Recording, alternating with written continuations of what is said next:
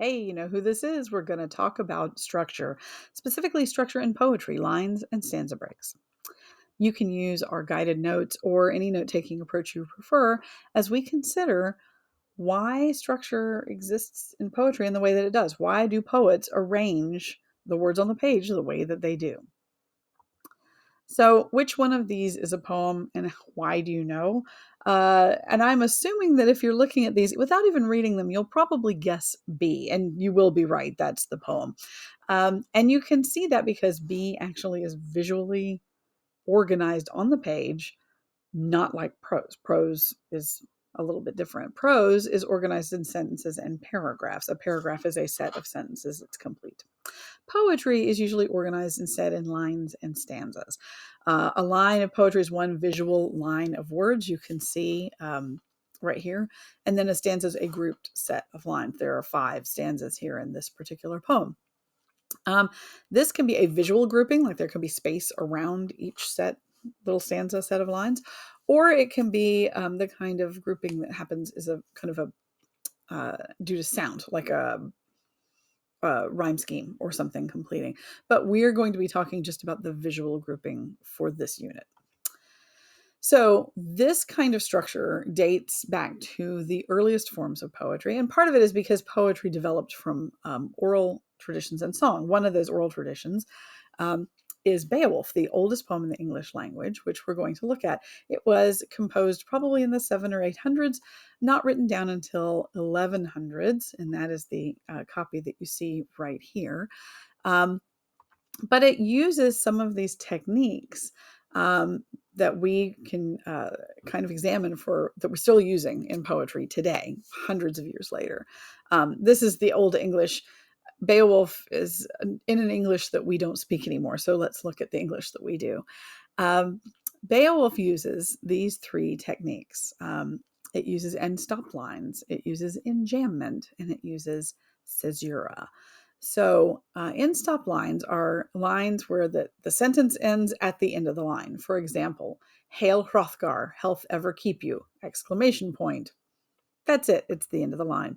Enjambment is when a thought is broken or sentence is broken between 2 lines or even 2 stanzas. For example, here it says, mighty the deeds I have done in my youth. News of Grendel reached me in Geatland.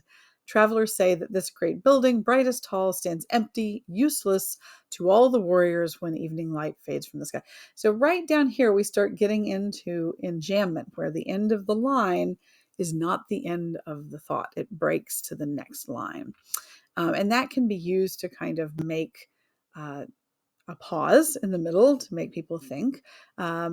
It can also be done to kind of create double meanings. The caesura, on the other hand, is a break on the inside of the line. It's where a sentence ends before the line ends, or where there is a pause in design, like a sound pause in the poetry.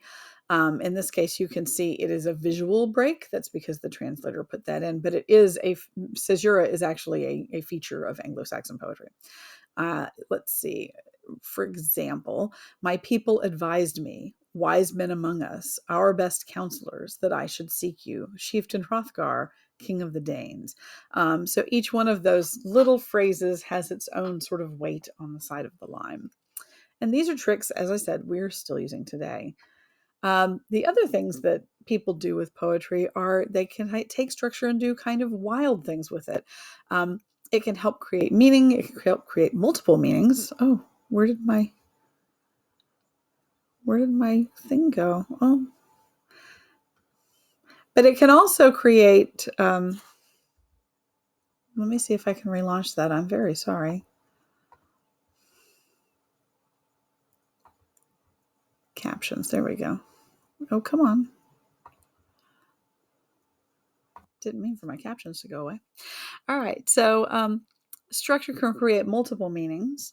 And it also can be something that's used to create meaning on its own. For example, this poem, which was written by Juan Felipe Herrera in about April or May of 2022, is called concrete poetry. It is that the words of the poem actually make an image on the page, and you can access it. In this case, you can access it in any direction you want, which is part of what makes it the meaning of it, is that it's accessible in many ways.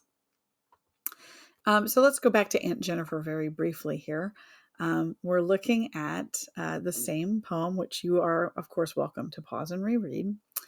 But this time we're looking at where Rich uses lines and stanza breaks. So I'm going to grab my pen here again. Maybe I'll do orange for tigers. There we go.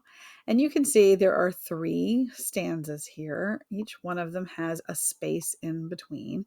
And she uses the stanza breaks to kind of indicate a shift in focus. Like the first stanza is about the tigers, right, prancing on the screen, and it describes them in great detail. The second stanza is more about Aunt Jennifer herself. Her fingers are fluttering through the wool. We also get the introduction of Uncle. So we find out that what we saw in the first stanza is actually an embroidered screen.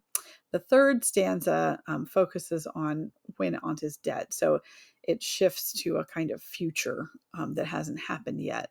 And says, of course, that it comes back to the tigers in the end too. So we come back full circle to Aunt Jennifer's tigers there using the stanza structure.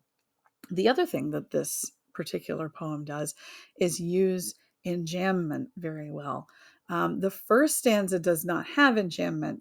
Each one of them kind of ends on the thought. Aunt Jennifer's tigers prance across the screen.